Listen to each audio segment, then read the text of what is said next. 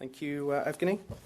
So the next speaker to take the floor this afternoon will be Mrs. Shanon Gould, finalist for the Asia-Pacific region, representing Australia in the 2016 competition.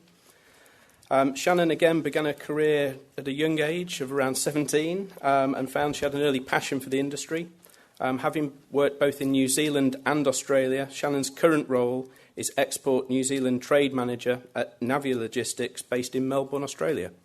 Shannon.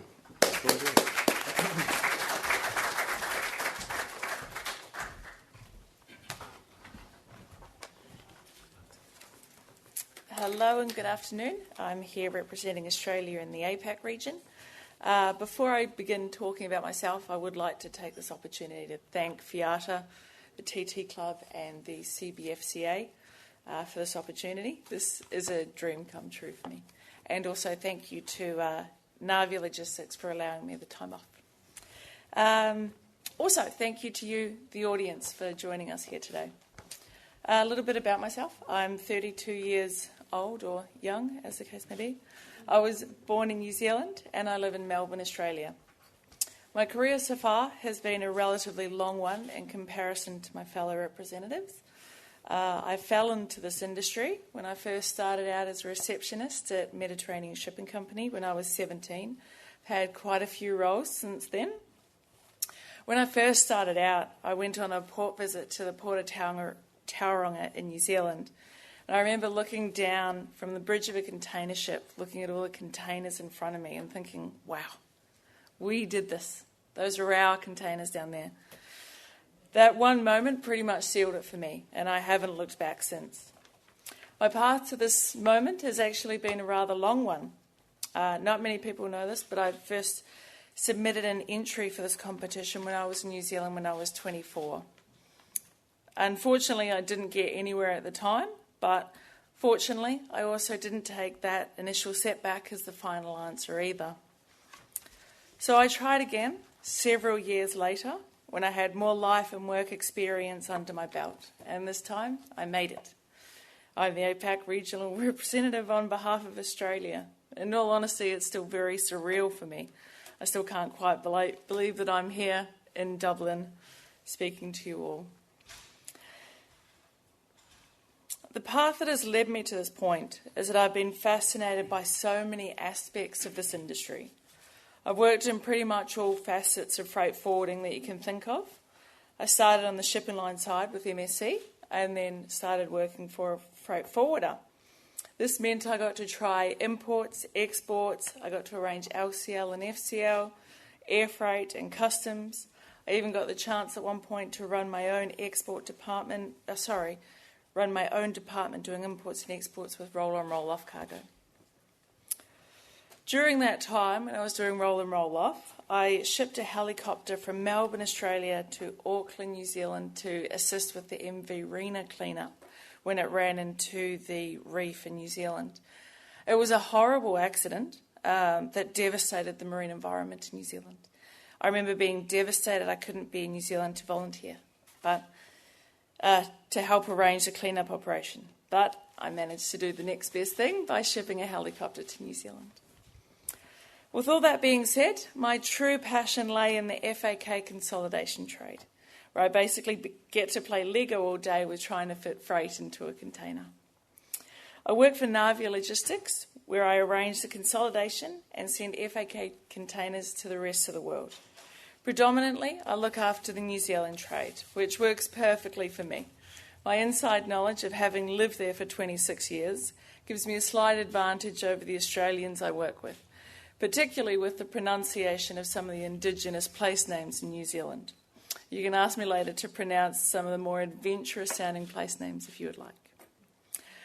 I have the attitude that you should never say no to an opportunity. Anything new that has come up, I've always leaped at the chance to try. In fact, I've even had the fortune of making another dream of mine come true. About 2 years ago, I got the opportunity to drive a forklift. Admittedly, I drove it pretty slowly, but let's be honest, I had the time of my life doing it. The impact on this award has had on me has been huge. 2 months ago, I was talking in front of 5 people.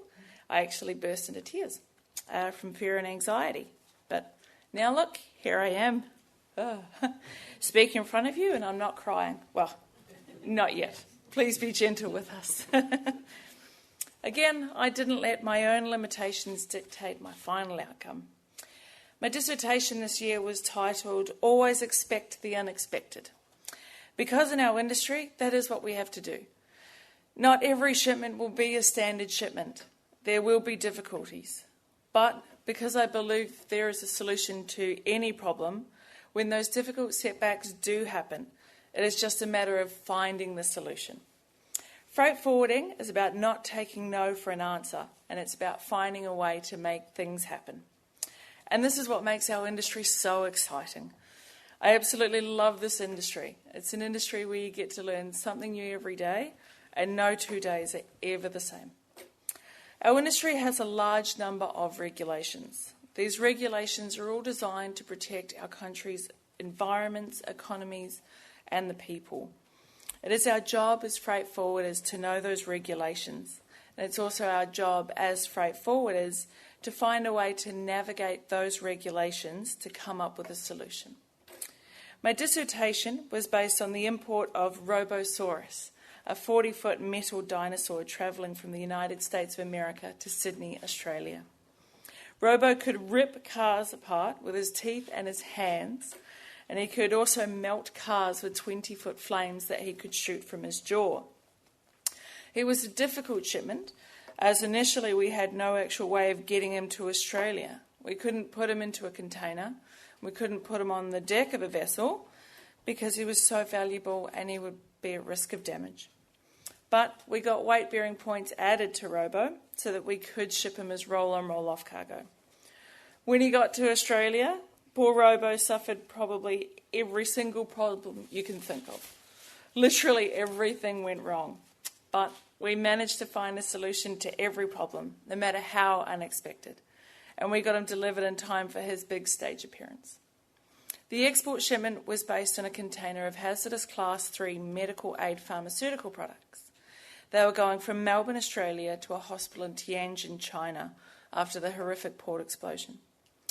It sounds like this would be more straightforward, but with an embargo in place, we had to find a way around that so we could get the products delivered as soon as possible, but all within the regulations.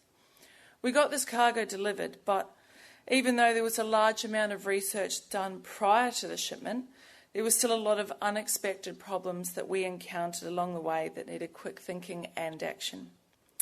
Both shipments were, from the initial stages, going to be impossible. But freight forwarding is about finding solutions for our clients. Throughout my dissertation, I encountered setbacks, delays, and a few problems that seemed impossible at the time. But quick thinking and lateral thinking was the key to getting these shipments delivered.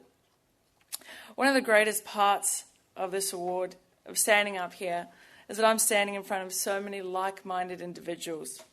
The future of freight forwarding is in its people. It's in me, it's in you, it's in all of us here.